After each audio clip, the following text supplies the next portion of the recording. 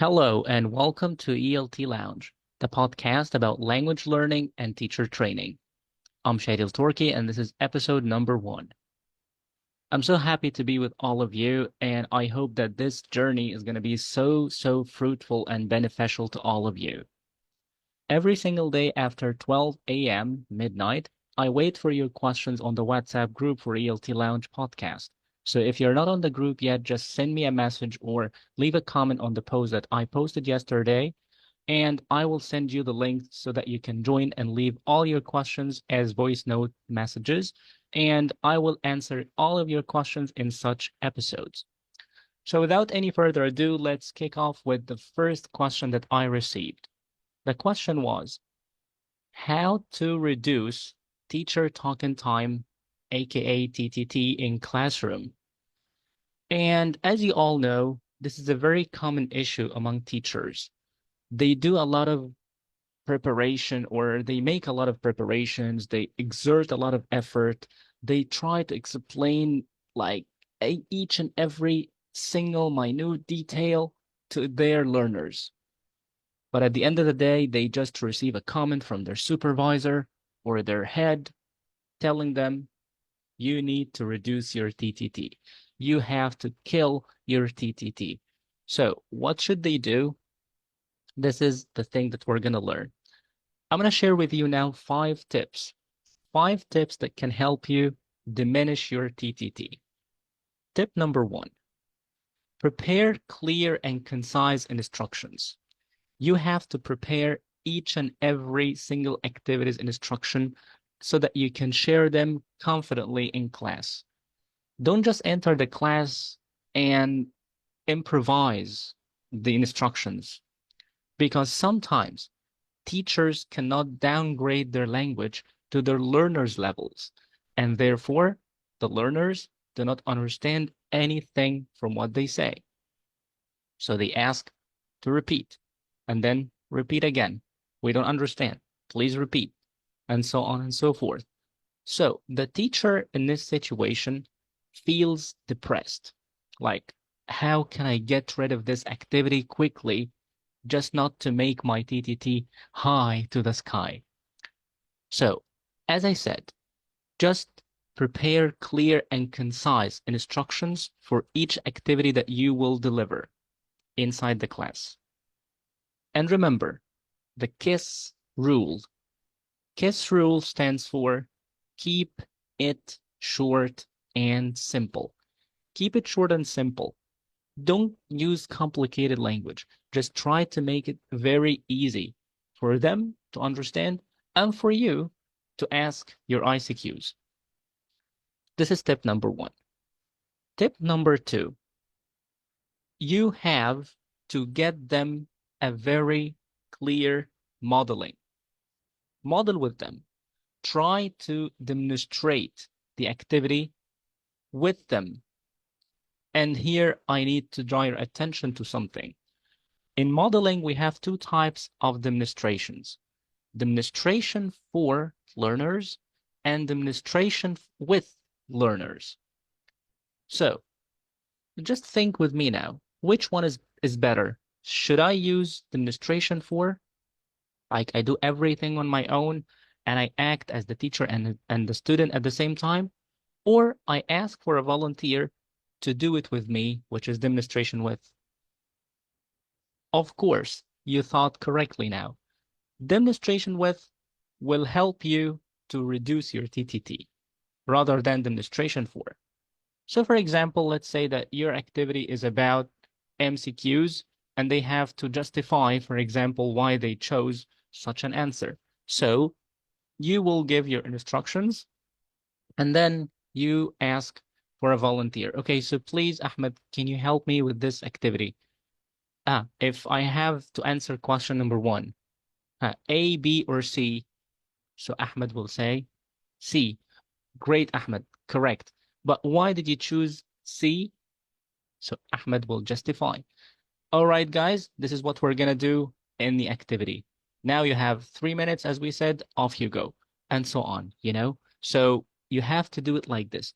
Don't demonstrate for them, because demonstration for them is like you do everything on your own, like this. Let me show it to you. Okay, guys, we have an MCQ activity here.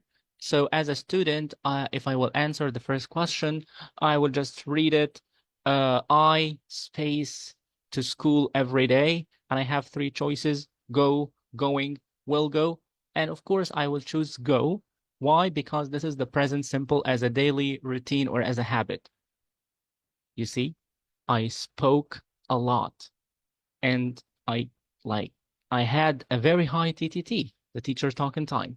But the other one, when you demonstrate with your learners, you make them feel engaged and understand more. So this is tip number 2.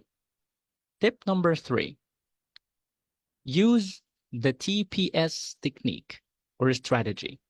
TPS stands for think, pair, and share.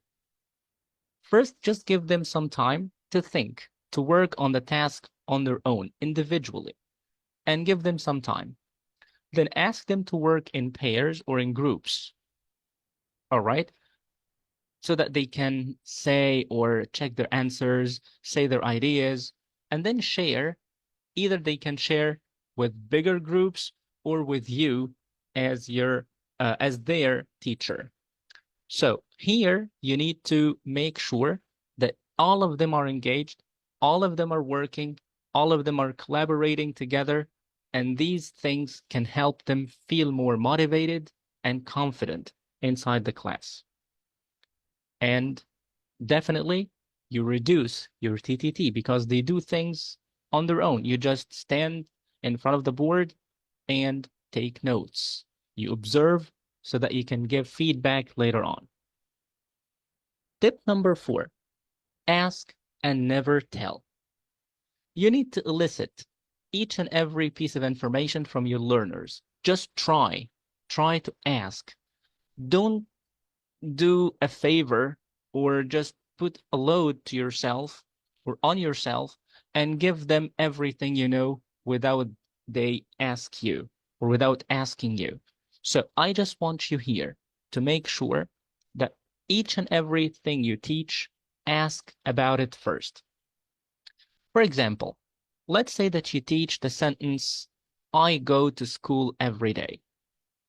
So instead of telling them, we use the present simple to talk about daily habits or daily routines, and the present simple is consisted of the verb with I, we, they, and so on and so forth. You keep explaining like this. It will take a lot of time. But instead, you will do like this. Simply, I go to school every day. Guys, do you think I do that right now, or it's a habit for me?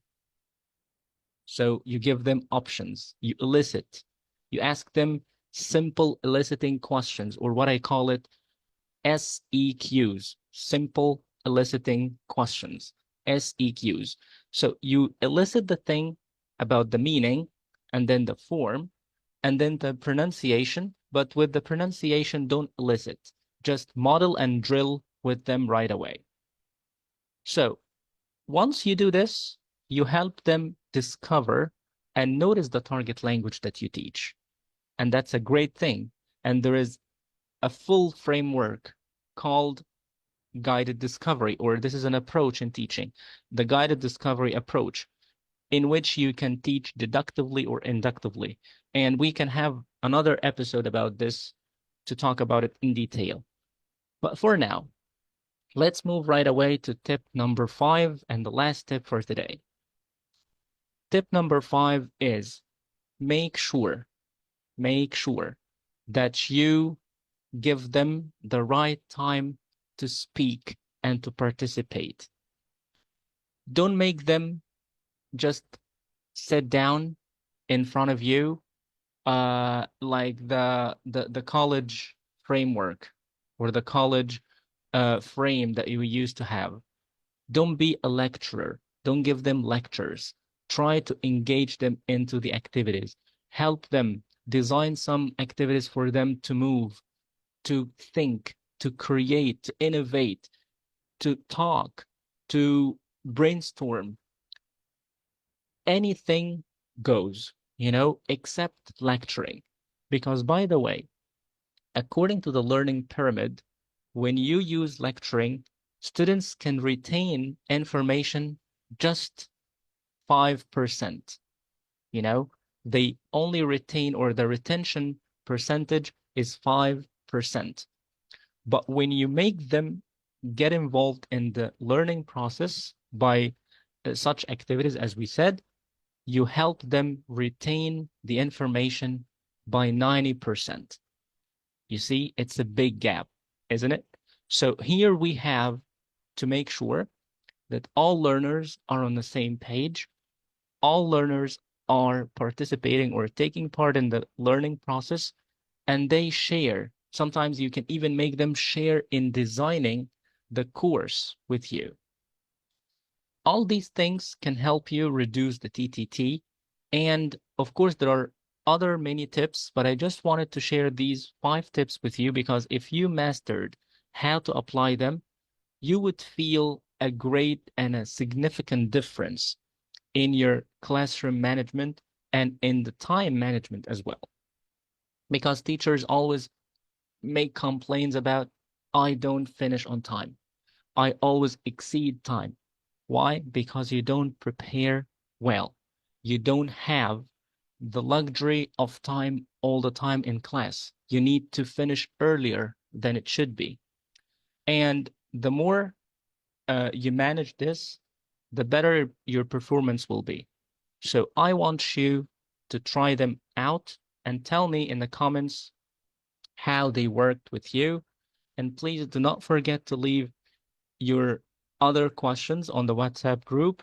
As I told you in the very beginning, if you're not on the group yet, just send me a message or leave a comment on the post I posted yesterday, and I will add you to the group right away. Well, that's all we had time for today. Until tomorrow, stay safe and goodbye.